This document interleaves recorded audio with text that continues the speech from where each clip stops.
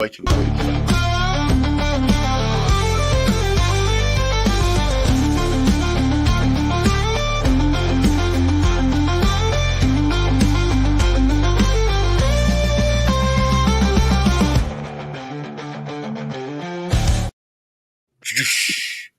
Hello everybody, welcome once again to another live stream. As you may recognise, my esteemed gentleman friend here, Hamish McLay of Search Convey.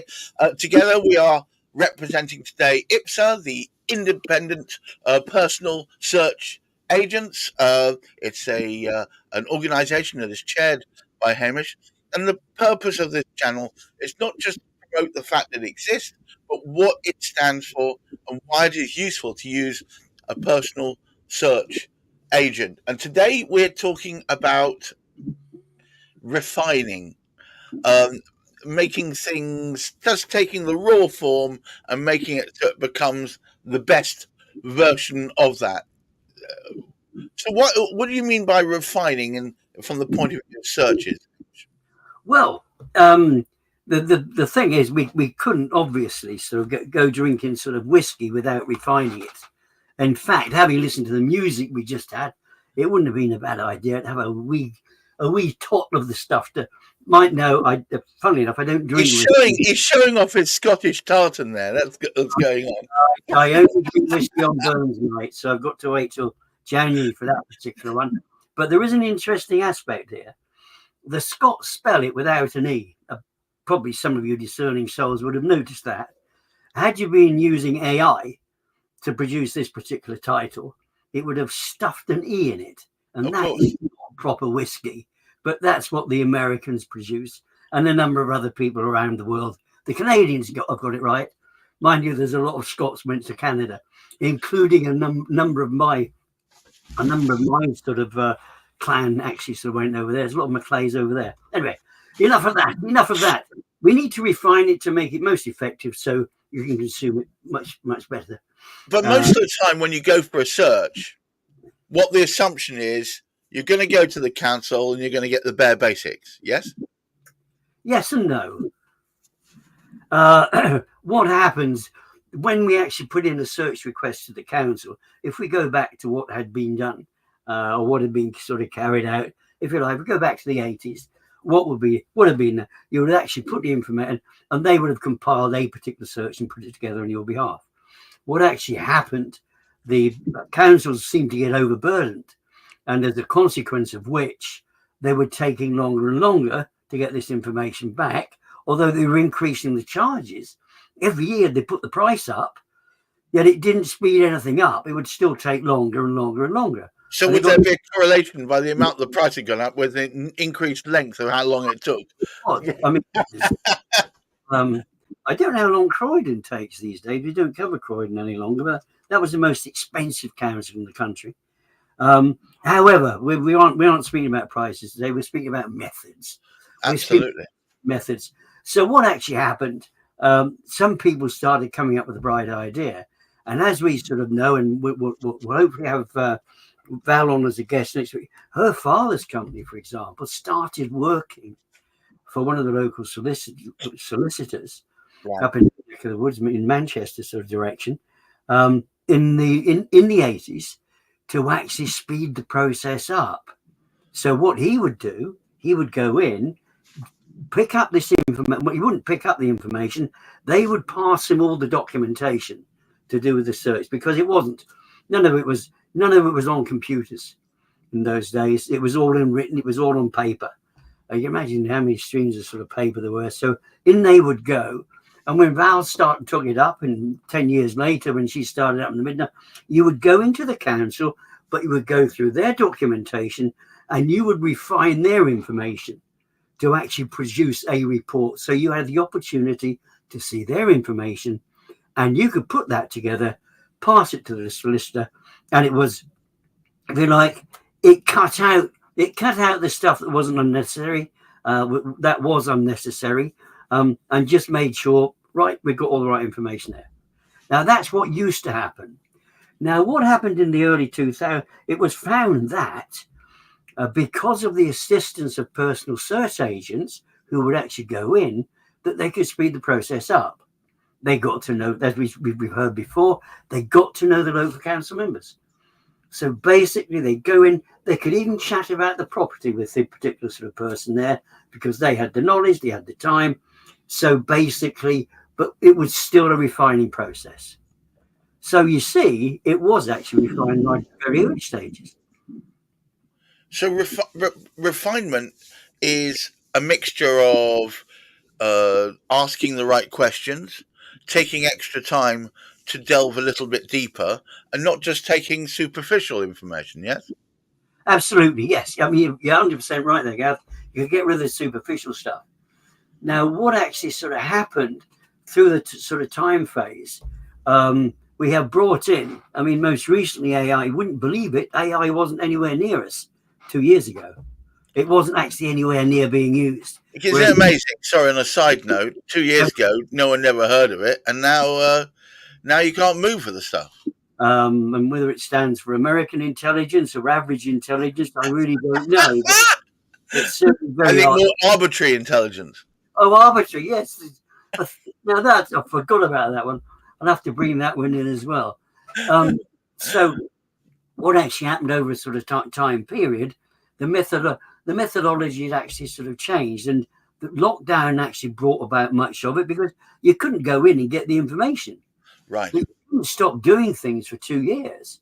So they found a great way. Instead of you having to go in, they would actually send you the information. Now, was it all the information? You never knew. You can never tell, because if you don't see the information yourself, how can you guarantee it's 100% accurate? Right. Now, the interesting thing is, and to put this in perspective, we, personal search agents, we actually ensure every search that we produce in case the council, the people from whom we get the information, have made errors. It's not to cover us. It's not to cover our errors. It's to cover the chance that there is an error in some of the information that we've actually sort of received. Because you're acting as an aggregator and a conduit. It's the source of the information is what you're insuring against, isn't it, really? Yeah. Yes, very, very much so. And so first of all, we've got that, but a lot of people don't realise that. Automatically, there is insurance there to cover inaccuracies. But it wouldn't be so bad if it wasn't just that. Now, what's actually happened, there are so many ways that this data can now be collected. Right. Can't actually, we do have a few that have resorted to it. They're not the best of councils, and their records aren't the best either. Right. As it happens, the ones we still have to visit. There are a few we still have to visit. The majority, the best ones, where they've got all of their data online and we can access directly what information they have. The great thing is we are then able, because of the experience that people have had, if we're using people, as we do as IPSA members, we will use people from that local region who are used to that council. They will be looking at the records. They will be refining it as they did in the past, which is great. Right. However, it is not just the local council, because what's happened now, we find that some of the councils are combined together and they become unitary councils. I mean, is that improving the data, or is it making it harder to dig through it all? Very much harder, because unfortunately, the whole object of doing it, of course, and we sort of found this happens everywhere. Oh, the computers have got the information on, we can get rid of people. Now, people interpret. AI can't do that yet. It may be able to, and I doubt it, but I'm sure something will work by sort of 2050 or something, but we're a long way off of that happening, because it's going to take almost that long to get the cladding sorted out that we messed up this century. Contentious. True. Yes.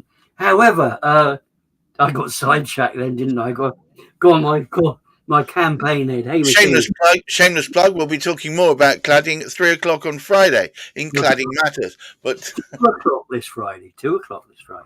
2:00 this Friday. Sorry, 2:00 this Friday. Cladding Matters. I quickly redo that. Sorry about that. Right. Yes. So in fact, we're back to where I got lost track of what. I'm forever doing that. But what we've got now is, you were saying, did it simplify matters? Yes. Complicates it. Because what's happened, of course, whereas there were people within those council areas that we used to visit, those people have departed. They've combined the office. They've cut people out. So you can't actually go in. A person, if you take sort of somewhere like Buckinghamshire that we actually sort of work in, they had offices just inside the M25. They had offices just outside the M25. They had offices just down the road here from us in Bicester and Aylesbury. So the thing is and they're all over the place. So there were 4 different offices. Right. Now they've all come together. The people that used to work up over the M25, they're no longer there. The people that used to work just this side of the M25, they're no longer there. The people that used to work in a little bit closer, they're no longer there. And the best people from Aylesbury are no longer there. So the trouble is, we're now in a situation we don't have the local experts in the council. And all those relationships that were built up over time have pretty much gone to the wind, yes? Fortunately, however, there are the researchers who were actually going in, so they still know what they know. And from experience over a period of time, so when they get the information come through, they know exactly where to go. And if any queries come up, they know the channels to which they go through. But that information needs to be refined. That obviously needs to be checked out and made sure, and for clarification purposes. So that is refined. However, we've got this additional burden coming in. Land Registry have decided that they will take control of the land charges, which were controlled by the land charges departments in each of the, it used to be 367 councils that I recollect when we first started. We're now down to 316 councils. So it shows how many have pulled out of the unitary. The Land Registry have taken over the responsibility for the land charges. And therefore, you can't go directly to the council for that information either. It's no longer there that you can go to, first of all. You have to go to Land Registry. So that information is being held by somebody who hasn't got a clue where the council is. Never mind what a land charge is. They haven't got a clue. They have just been given information by the council. They stick it all together and out it comes. Now, that hasn't been refined. There are errors. There are duplications. In fact, far more duplications than errors, I should admit to. And it's mostly the errors that give us the challenge. But of course, when anything sort of comes in to start off with, there could well be errors. Now, what's very, very good, we work very closely with Land Registry, and in fairness, we can point out what the errors are, and back they come to us. And effectively, we, as I say, back they come to us. We actually would, if there seems to be an error, we can advise Land Registry. We can then go to the council and gather that information from the council that we need, which happens to be missing. We can refine it. Now, the whole object of all of this, what it does mean, there is consistency. So the information we are passing through will be handed through in a consistent way. In fact, it doesn't matter which council it comes from. There's 316 of them. So instead of being 316 different ways in which the information is presented to the solicitors, the information that we actually sort of pass on, very fortunately, it actually sort of goes, it goes through in one particular sort of format, which is far, far better. So we've noticed Gareth has disappeared. We don't need Gareth for the moment.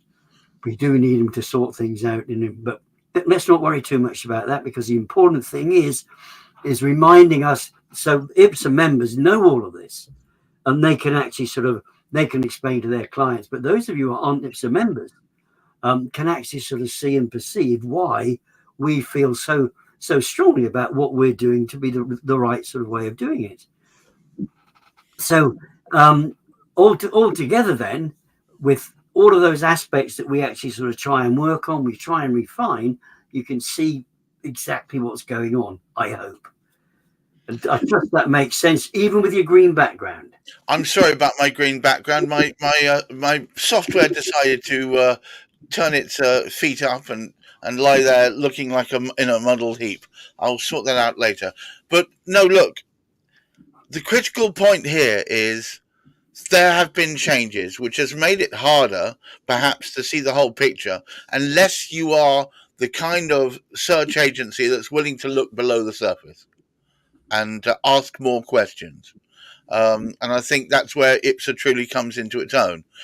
They are a body of search professionals up and down the country that hold each other responsible for finding out the relevant information for a certain area, that build relationships that have taken into account mergers and changes and around, so that they can go in and find out that information that can sometimes make the difference between a sale and a pass.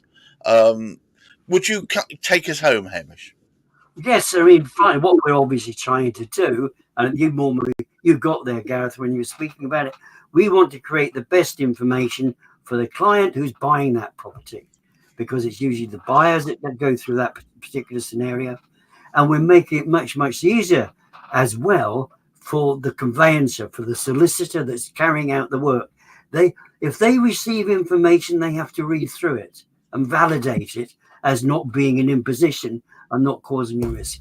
So what we're trying to take risk away, get that information correct, so it makes it easier for client and solicitor. We've taken some hassle, we've speeded it up, and altogether, working closely, of course, with conveyancers, we do make it better for people to be able to sort of work their mind through sometimes what can be one of those times in life that we could we prefer not to have the hassle. Sometimes it's better because we end up going somewhere that we want to be getting. I think it can prevent you from making decisions that you later regret. Let's face it, buying a house is often the largest expenditure one does in one's normal lifetime. I mean, there are people out there that are landlords and so on that are constantly buying or looking to buy, but making the right decision can often lead to long-term happiness, and making that right decision can often be defined by the quality of the information you get before you get to the point of making it. Thank you so much, Hamish. The IPSA team, Hamish leading it, are a credit to long-term relationship building and making sure you understand where all the information is, not just the first bit you get. Until the next time, please try and remember to keep your feet on the ground, keep reaching for the stars. Remember, the information is out there. I think there's an American, was it the X-Files? The truth is out there. You just have to keep looking for it. Until next time, I wish you well. Look after your mental health. Bye-bye now.